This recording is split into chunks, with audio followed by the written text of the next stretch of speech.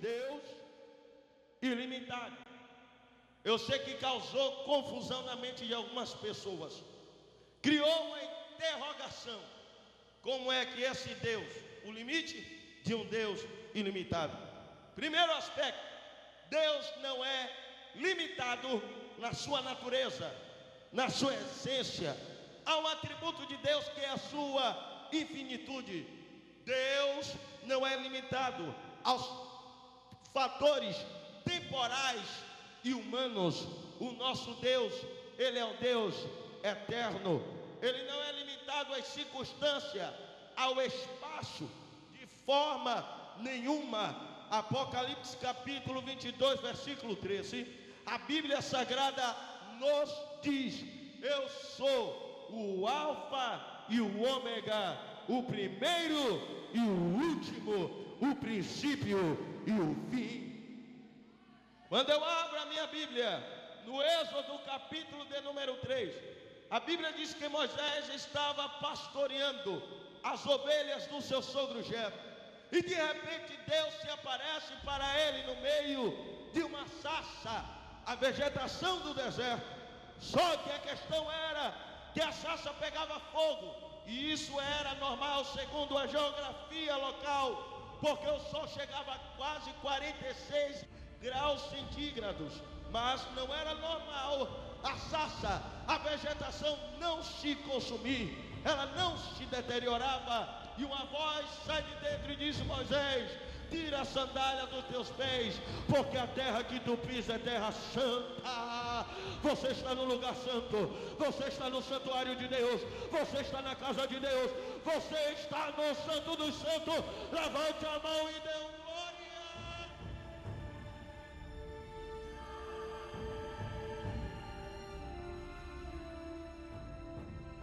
E o Senhor se revela para ele, porque ele só conhecia Deus através dos relatos dos seus antepassados. E o Senhor disse: eu sou o que sou. Quando Deus usa essa expressão, está dizendo para ele: eu sou aquele que operei no passado, opero no presente e continuarei a me manifestar eternamente. Em outras palavras, Deus quis dizer para Moisés: eu sou o que você almeja e necessita que eu seja na sua vida. Estamos numa campanha, pessoas entraram aqui tristes, Ele é alegria.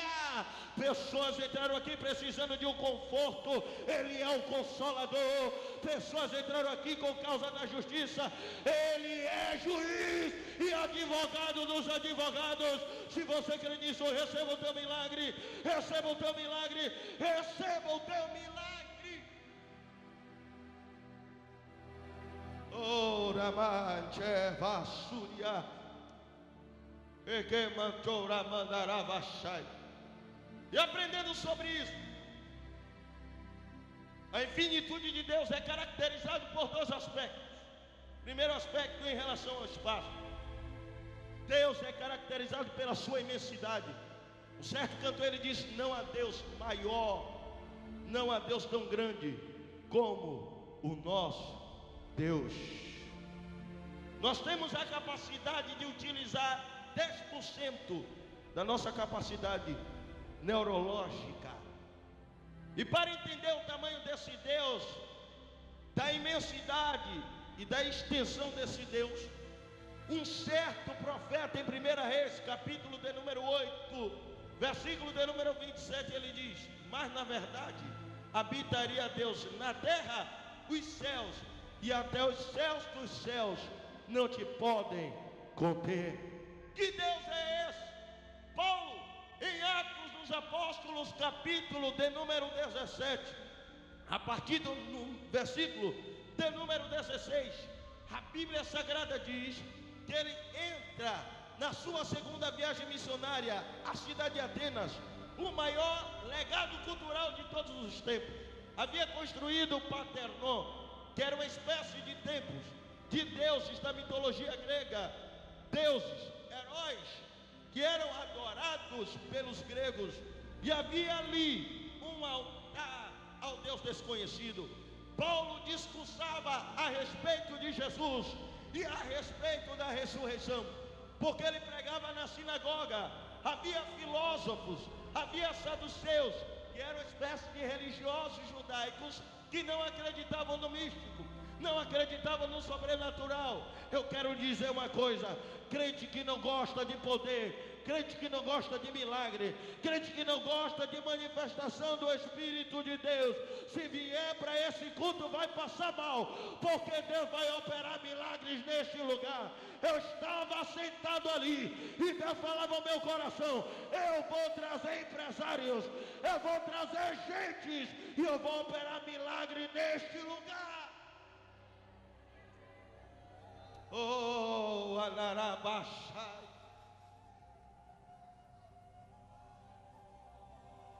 E Paulo disse: eu vi os vossos instrumentos de culto, e vós sois um tanto supersticiosos, mas o altar ao Deus desconhecido, esse Deus que você não conhece, eu conheço, eu ando com Ele, eu durmo com Ele, eu acordo com Ele, eu prego e falo no nome dEle. Esse é o Deus que eu prego. E outra coisa, Ele não habita em templos edificados por mãos humanas. Aonde é que esse Deus habita, presbítero Geraldo? A Bíblia diz em 1 Coríntios 6,19: não sabeis vós que o vosso corpo é templo do Espírito Santo de Deus? Você carrega a presença de Deus dentro de você. Você é o tabernáculo móvel de Deus. Aonde você vai, Deus vai dentro de você. Você é mais importante do homem mais rico desta cidade, o ímpio filho do Satanás. Se você for abrir a alma dele, você vai ver prostituição, você vai ver mentira. Mas o crente mais humilde, se abrir a alma dele, você vai ver o trono de Deus, você vai ver a glória de Deus, você vai ver a presença de Deus. É por isso que eu não me rebaixo. Fui chamado por Deus para ser pregador do Evangelho. Ninguém venha tentando me rebaixar, não, irmão. Você é príncipe, você é princesa, você carrega a presença de Deus.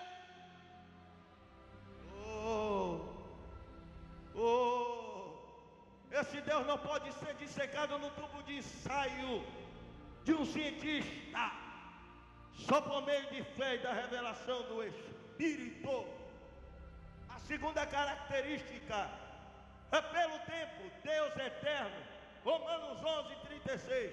E porque para Ele e por meio dele seja a glória eternamente. O teu Deus não é um Deus morto. Por isso que eu sou um jovem de 22 anos de idade e defendo a minha fé com veemência.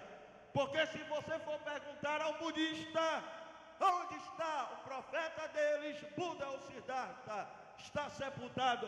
Mas o crente lavado e remido no sangue de Jesus, ele compra uma passagem de avião, vai para Jerusalém. No sepulcro de José de Arimateia está escrito: ele não está mais aqui, já ressuscitou. 1880, a história relata o surgimento da ciência. Um certo camarada, filósofo alemão, Friedrich Nietzsche, tentando desvincular a ideia de Deus da mente das pessoas, trazendo uma visão materialista, ele escreveu a sua frase célebre dizendo: Deus está morto, assinado Nietzsche. Nietzsche morreu, apagaram a frase dele e reescreveram: Nietzsche morreu, assinado Deus.